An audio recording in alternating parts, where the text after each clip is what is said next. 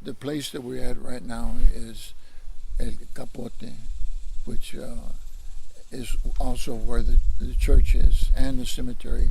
All my ancestors are buried here. I plan to be buried here. My children plan to be buried here.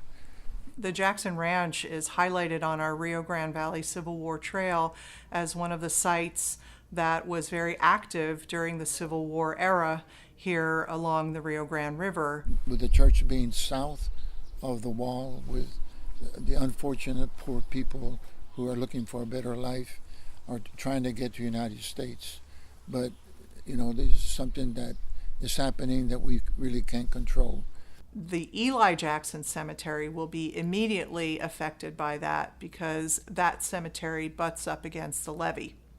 So I don't know what the plans are, if any, to have those bodies exhumed and moved to respect who and what is buried there, and to respect the families and their capability of going back and visiting their ancestors.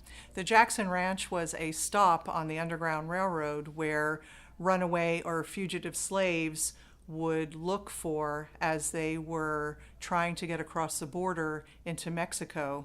We happen to be a bit of a forgotten part of our American history. It's important to show the different parts of history that happened down here. Some came here because they knew that they could be safe, and they could always have a place where they can call a home. There were mixed race families who came to settle along the Rio Grande as early as the 1850s, who were clearly concerned about escaped slaves or fugitive slaves and their ability to get across the river to freedom into Mexico. We have this church that has been passed on from family member to family member, and all the ancestors. We can't bother, we can't disrupt the graves, the gravesites. We have to keep them the way they are.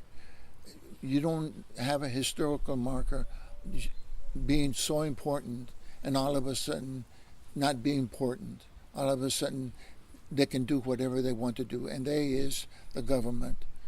I'm not sure how it's going to come out, but